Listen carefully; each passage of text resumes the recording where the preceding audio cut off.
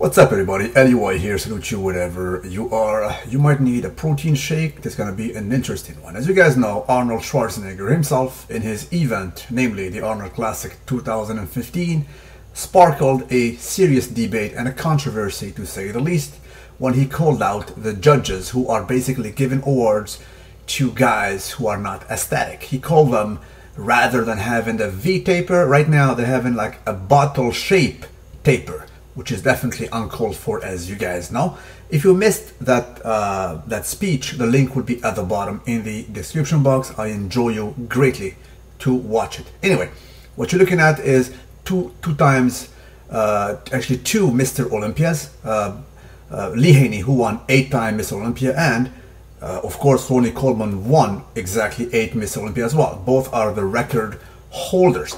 Now, there are two different eras. This guy was mainly in the 80s, and this one started in the 90s and until the mid 2000s. As you guys know, two different physiques. As you guys know, the picture speaks louder than word. This guy here has a vacuum, a sight to be contemplated. Probably you youngsters will not even remember this because it does not exist in your era. Pretty much none of the current competitor is doing this right now. Of course, it is not a mandatory course for that matter, but let's go on. For the longest time, guys, bodybuilding was something like this. It is called the, you can say that Sean Ray is a reminiscent of the golden era, even though he was a 90s competitor, but he was still rocking a solid midsection, greatly appealing to look at physique. I salute that. This here is Ronnie Coleman, exactly the same dude you see here with a pregnancy issue. He happened to be an aesthetically pleasing to look at guy,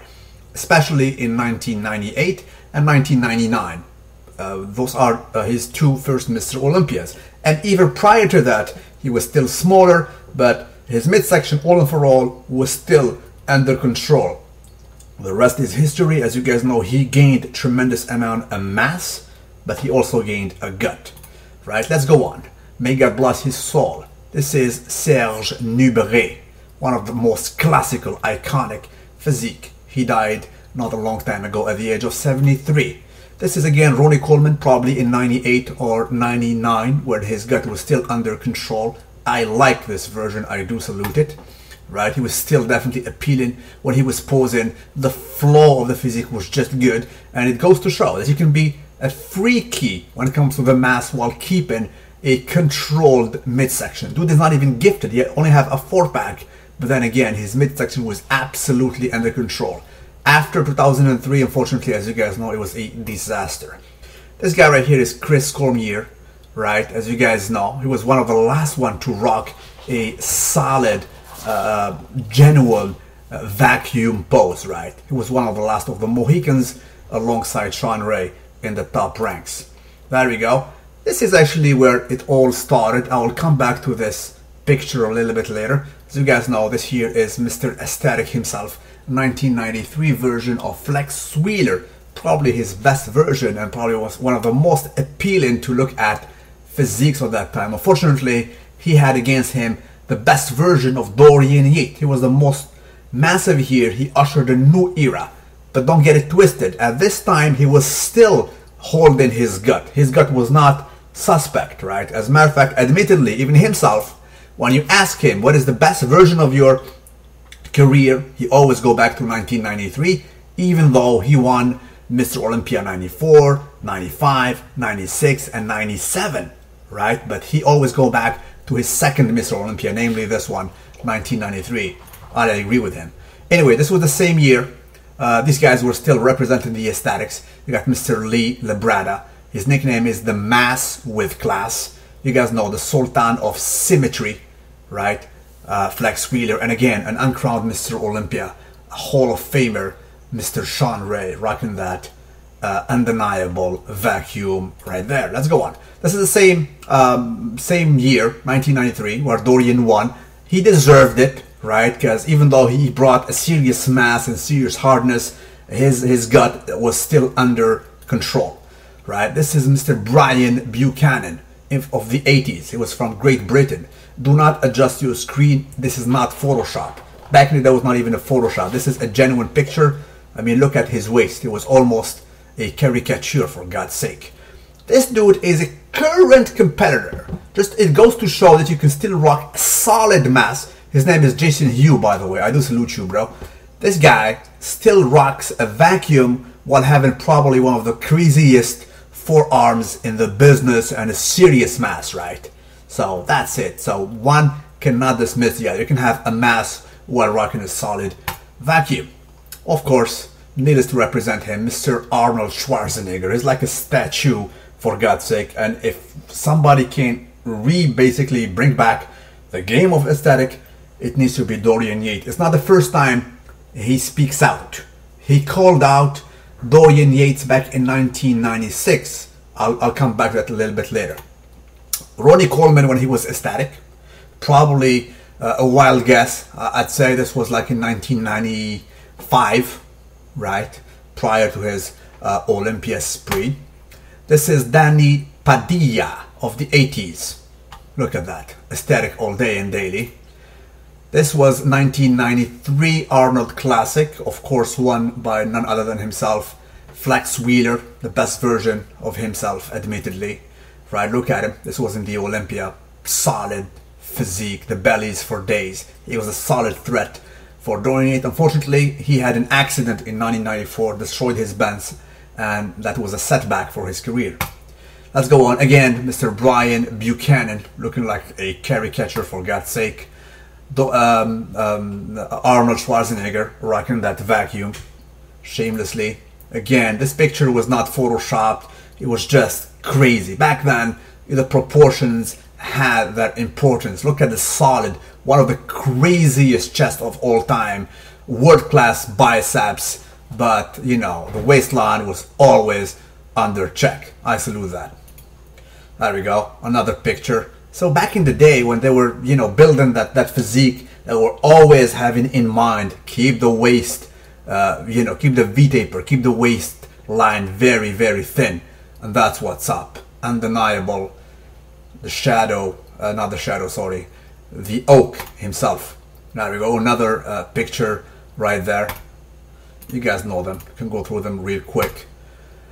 This one is Frank Zane, another Mr. Olympia. Not the biggest, but then again, probably undeniably the most famous vacuum picture of all time is this one. A lot of people refer to it.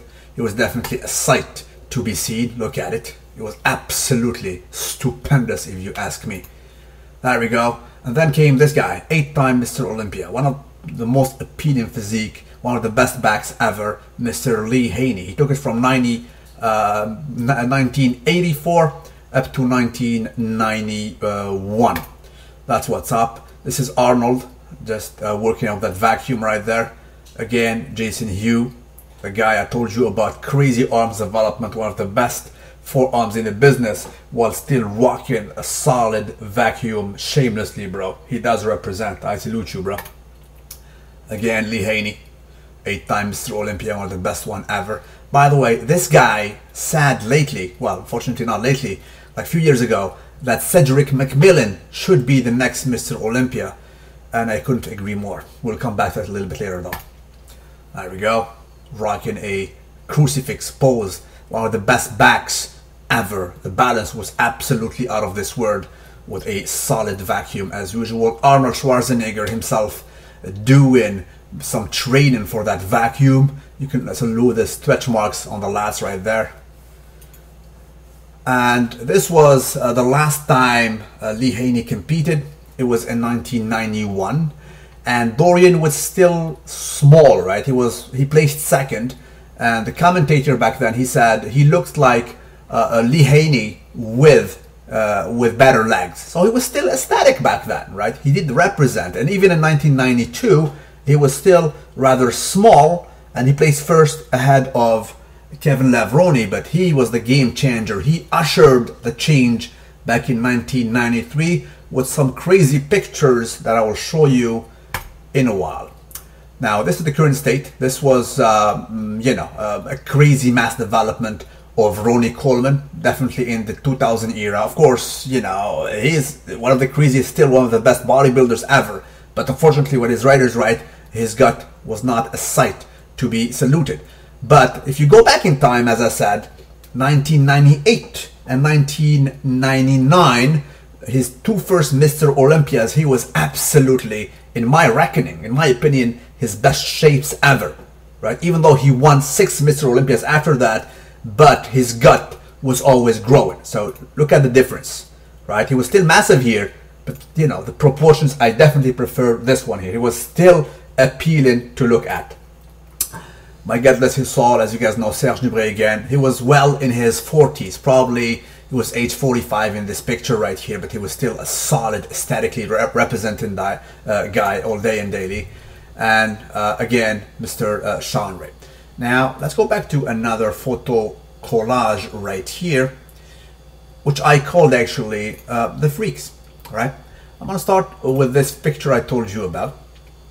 Now, this gentleman right here, as you guys know, is none other than Dorian Yates. These are the pictures, a photo shoot that surfaced probably 3 or 4 weeks prior to Mr. Olympia 1993. They have been posted on Flex magazine and they created a wave. Wow, what has he done? It was the first time actually ever that we have seen such a transformation in merely 1 year. He gained so much mass while retaining his hardness. It was absolutely uncharted territory, unheard of, and it mesmerized basically the masses. What's going on? There was no internet, but we were absolutely shocked. Look at him. He was absolutely stupendous. You know, it was still grainy, hard, while still retaining that mass. And don't get me wrong, his waistline was still good. As I said, in 1993, it was still good. But unfortunately, these pictures ushered a new era of mass craziness, right? And everybody was trying to match him, right? But this happened a little later. His stomach descended a bit, slowly but surely, with the years. As you guys can see, this was not in 1993. It was at least in 1994, since his left biceps was basically hurt. He hurt that few weeks prior to Mr. Olympia 1994, and then, unfortunately, slowly but surely, he lost the aesthetics, right? This was a disappointed Sean Ray, probably in 1994, right? Sean Ray voiced his concern about that mass era. You can hear him actually in the Battle of Mr. Olympia 1996. He was absolutely calling out Dorian Yates, Kevin Lavroni, Nasser El-Sambari, the 3 guys who were mass monsters that were placing basically in front of him, and they were definitely not the most aesthetic physiques, as I said. Let's move on. This was probably in 1995. As you guys can see, Ray was the only one still representing the aesthetic era, shamelessly rocking a vacuum in between Dorian Yates and the late Nasser El-Sambari. Nasser was another dude who took it.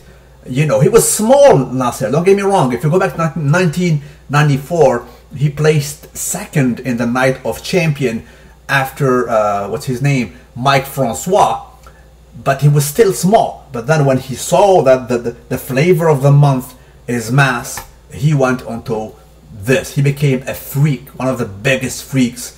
The fans loved him, because we need to recognize that it's a fan base that love freaks. Are a minority, but since it is a niche discipline, this bodybuilding, it attracts big orexia guys. So he was loved senselessly, this guy. I mean, his gut was absolutely you know, outstanding as well, but people loved this kind of new mass. The gut was sticking out, there was no more vacuum, but this was him when he was small. Look at the difference. So he went from this aesthetic guy, this was probably in 1993 or 94, I think it's 94, he went to this, just to please the new mass monster era. So this is what's up, right? This is Jean-Pierre Fuchs out from Switzerland. This was a quite known photo shoot. They did some photo shoot for Flex magazine, if I'm not mistaken. And he was another monster. He was deemed to be the next Mr. Olympia because he had a solid back and he was massive. But unfortunately, his gut was shamelessly out of control. Nasser, as I said, he was like rocking, representing the freaks, was placing second to Dorian Yates. And this was the photo shoot they have done. As you guys know, if they don't control their gut, both of them they look pregnant. This is Jean-Pierre Fuchs and this is Nasser El somebody. My God bless his soul. This was Fuchs, you know, each year he was coming bigger and the gut was absolutely outstanding. Each time he turns, it was pregnancy 101, bro. Maternity all day and daily, bro. Alright? So this was him back then. This was him. This is him right now. He lost all his gains. Obviously, he's no longer taking the vitamin S, as you guys know, because, you know, he had a major injury I'm going to show you in a bit. As I said, his back was a sight to be seen. One of the best backs ever. Definitely comparable to that of Dorian Yates. So he had a bright future in front of him. But unfortunately, this happened. He broke both knees, destroyed the quadriceps, and his career was, as a matter of fact, finished. Right? But then again, he was one that started, one of the few that started the pregnancy era. And after that, guys, it was pretty much pregnancy daily bonanza. Look at him. This is, as you guys know, a pregnant version of none other than Mr. Kai Green. Off season, but then again, there we go. Dennis the Menace James, pregnancy 101. You had your time, bro. This was Hadithia, still competing in the 212 category. When he turns, he let it go, bro. Let it go. King Kamali, daily, pregnancy all day and daily. I don't salute your version, bro. There we go, Nasser somebody, my God bless his soul. And Ronnie Coleman caught with that belly, daily. This was last year, as you guys know, the little skirmish between Kai Green and the reigning Mr. O. Feel the gift heat. I'm sorry, here you were more like feel the gut heat. I cannot salute that. Of course, he was caught. Of course, there was like a little skirmish, so he was not concentrated, and the gut showed, but the camera was still rolling, bro. I don't know. This was his name is De La Rosa, I guess. This guy, I forgot his name. Kafalnikos, I think. He's from Greece, right? This is none other than Dennis Wolf. When he turns, he let it go. There we go. This dude was looking at him. What the hell is that, right? So you got. This is probably the X-Man, right? This is again Dennis Wolf and Jay Cutler. When they turn, they let it go, bro. That's what's up. Again, Dennis Wolf. This guy, I forgot his name. One of the craziest biceps, but also he has a peak in his belly, right? And this was a bonanza, guys. It is the state right now. This was, by the way, the Arnold Classic, if I'm not mistaken, 2 years ago. And it was one of the craziest belly showcase, bro. Of course, you cannot dismiss Marcus Rule. He had a bottom bubble gut. And that's what's up, guys. This is Phil Heath, right? But that was the problem. Now, let's go back to the current era that started this controversy. I collected a photo collage of mandatory poses of the second place in Branch Warren. Alright, those are not cherry picked, those are the official pictures you guys know of MD magazine.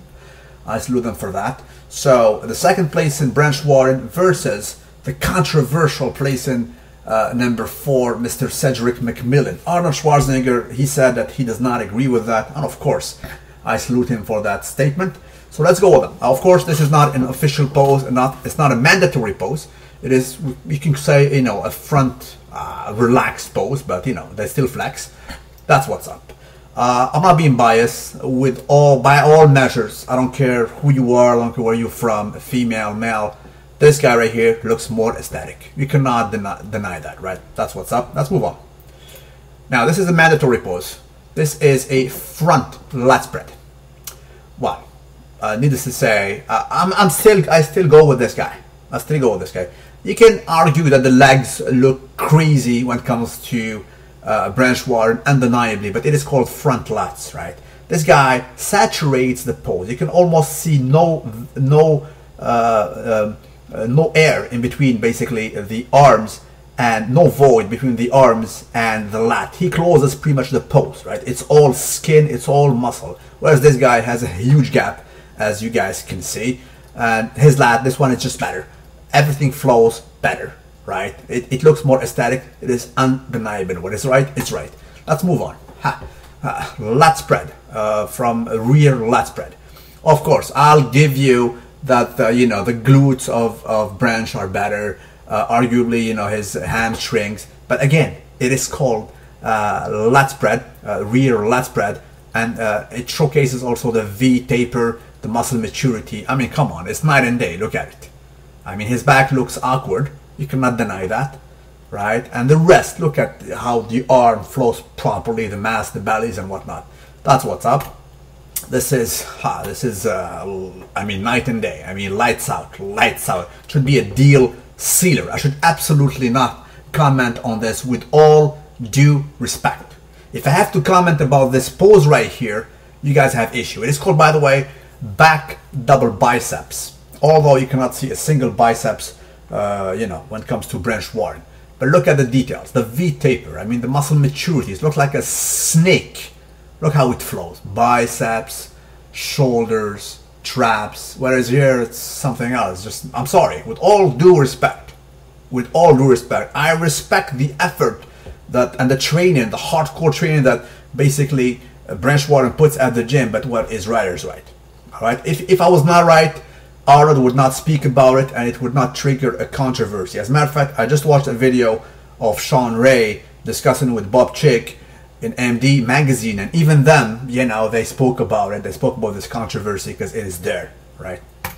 There we go. Another mandatory pose is called a side triceps. So you need to show usually your triceps, and if you can, flex your midsection. That's the way to go, to show the intercostals and the abs and whatnot.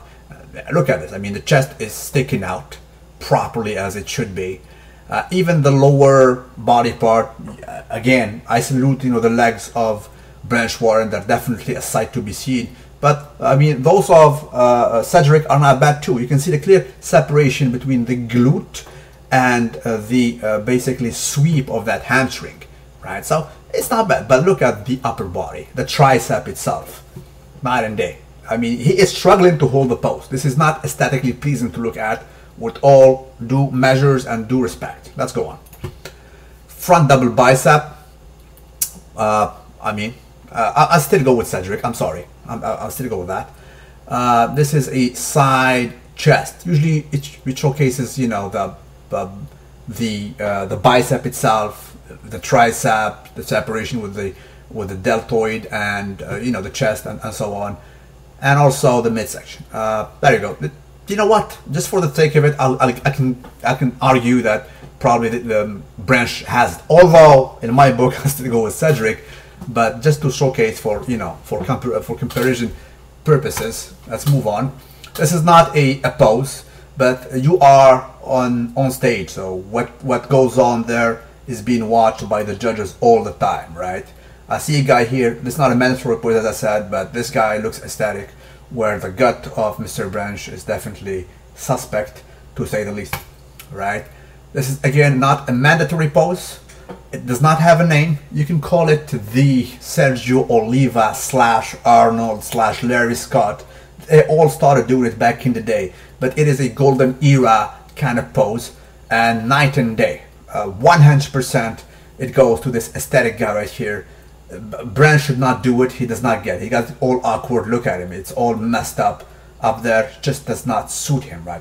This guy destroys him in this pose. But again, it does not count since it is not a mandatory pose. It is just for comparison purposes. Again, this is not a mandatory pose. Does not have a name. Sometimes Branch does it, but I did not see a picture of him this year doing it, right? But it showcased the aesthetic. I mean, it goes 100% to Cedric again.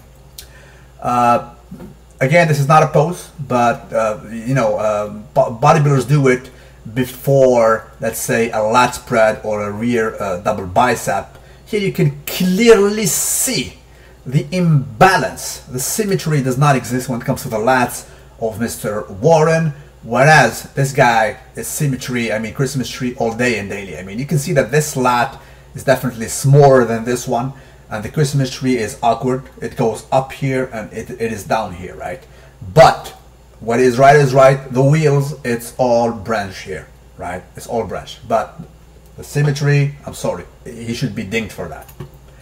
There we go. This is a abs and thigh, right? Needless to say that those are definitely flat. Those are not so flat. definitely not so flat, right? That's what's up.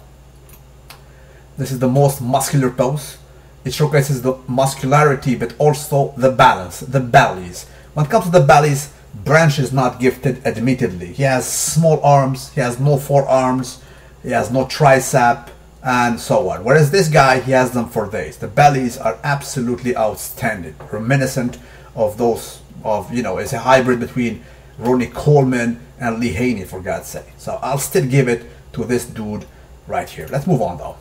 Now, the rest of the poses are not even mandatory poses, but they're called, in a sense, you can almost call them, you know, a classical way of posing. He did them just for a show, and unfortunately they did not count. They should.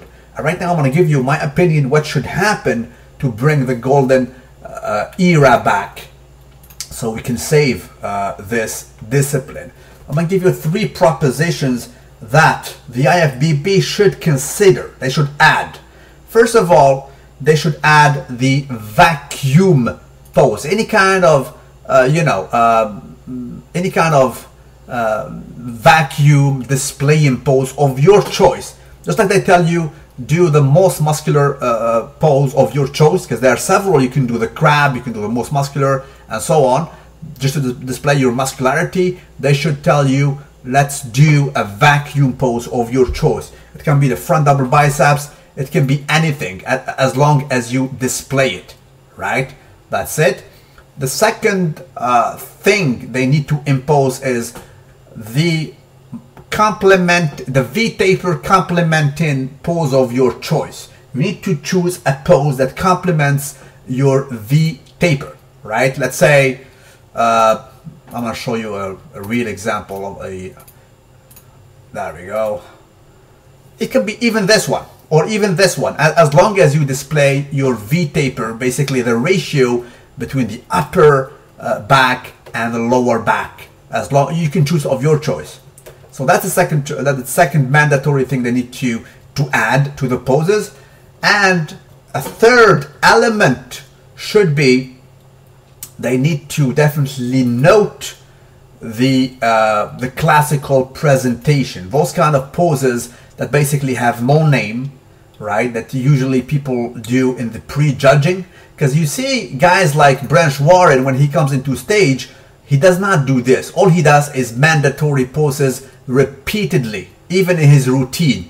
No, they should impose to you in your routine to do some ground poses like this, some artistic posing. So those are the 3 things they need to add to bodybuilding judging nowadays. And believe me, if they impose this, they will save it. So I repeat, first thing they need to do is to impose a mandatory vacuum complementing pose. Secondly, a V-taper complementing pose of your choice. And thirdly, the artistic side of the presentation of the posing needs to be noted as well, right? And it needs to be with a good grade. So if they add these 3 poses while keeping the rest, keep the mandatory poses, front double biceps, abs and thighs and so on, but add these. So you will impose to the competitor to bring the golden back era.